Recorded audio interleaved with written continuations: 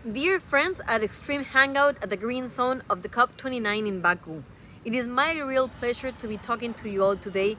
I wish I could be there in person, but I am in some way because we are all nature and we're all interdependent beings and we're all together and connected. My name is Natalia Greene, I'm from Ecuador, and I am the director of the Global Alliance for the Rights of Nature. I'm also the secretariat of the International Rights of Nature Tribunal, and it is my pleasure to be talking to you all today. To be talking to you with a note of optimism. I think that we are all not only tired, but we're sad and we're all depressed when we see the news about Valencia being underwater, about the Amazon in fire, about the climate chaos that is bringing us to a very hopeless future if we don't have a light of hope. I think that today the message that I want to bring to you all is to share a little bit about the rights of nature movement. I think that when we are feeling that climate anxiety and we think what's going to happen to us, we are reaching a tipping point and we feel powerless when all these big corporations and nations are driving the other side. They're still advocating for a world of consumerism, of development, a world in which we keep exploiting nature and we feel that that's wrong. Then we feel very hopeless.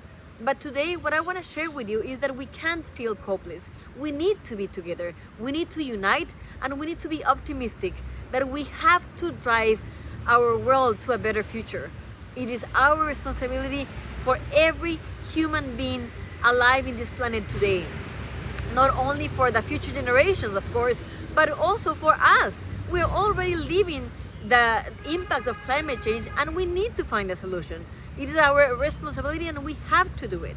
And I want to bring to you today the idea of the rights of nature because for me it is a light of hope. And I hope it is for you as well. I am, as I was sharing, from Ecuador, the first country in the world that recognized that nature is a subject of right in its constitution back in 2008. This amazing country of Ecuador led the way for a growing movement that right now Antonio Guterres says that the Earth Jurisprudence movement is the fastest legal growing movement in the world today. Why?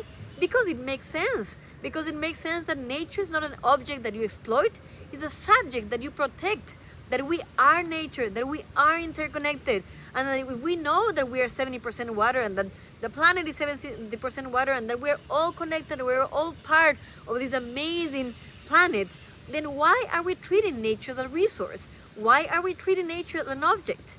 The note of optimism that I want to share with you all today is that there's this growing movement that recognizes the inherent rights of nature. That right now in Ecuador we have more than 70 cases where we have won for the rights of nature, where we have been able to protect the rainforest, the cloud forest, because there are species of frogs that only live in that territory and that where mining is a threat that has been able to be stopped because we have been able to recognize and guarantee the rights of nature. It's a country in which we have been able to protect rivers that are now polluted, and we are demanding our authorities to clean those rivers because those rivers have rights. And this movement has expanded throughout the whole world. There are right now 39 countries that have somehow a recognition for the rights of nature. 17 of them have legal standards, either a case, a constitution, an ordinance, a legal case with the rights of nature. 22 countries have rights of nature projects, and this is an amazing advance. An advance that back in 2008 we wouldn't have even dreamt of because we were just starting with this bold idea that is now becoming an amazing growing movement, a movement that gives us hope, where people get organized, because people get empowered, and people fight to bring nature into law, to bring the voice of nature into law, to recognize that if nature has rights, then law needs to recognize those rights. And when those rights are recognized, then things look completely different.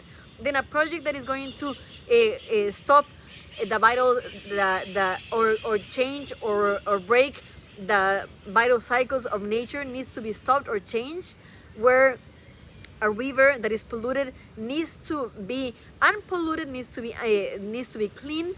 A movement that gets people empowered and understands that we are nature. A movement that also is translated the indigenous cosmology and the indigenous wisdom of this amazing indigenous worldview that has always been telling us for a long time that nature is alive, that nature is connected, that nature is our mother, and that now we are finally understanding that science is telling us the same message, that the earth is connected, that the trees are connected, the trees communicate, that everything is alive.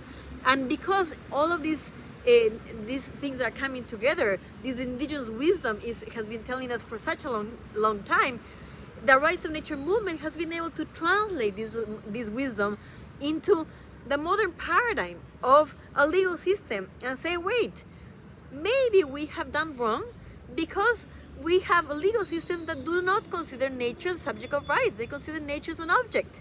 If we change things, if we change how we relate to nature, not only that we put nature inside a protected forest and we don't touch nature, no. If we understand that we are living with nature, that there are people everywhere, and that we need to change how we relate to nature, considering that nature is a subject that needs to be protected, then things start changing, and things start changing dramatically. So my message of hope today is to tell you, join the Rights of Nature movement.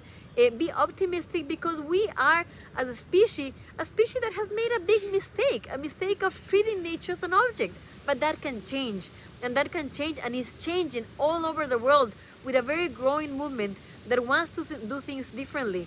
And it's not enough to just mitigate climate change, to adapt to climate change. We need to change the way we relate to nature. We need a system change.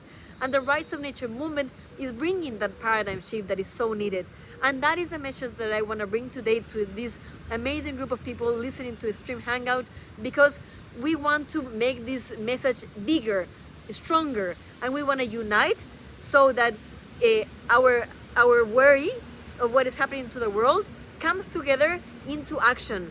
And we do not allow governments and corporations to just profit from nature. We make them understand that we are all connected, that we're all part of nature, and that we as a species will not be able to survive if we don't understand that we are nature protecting itself.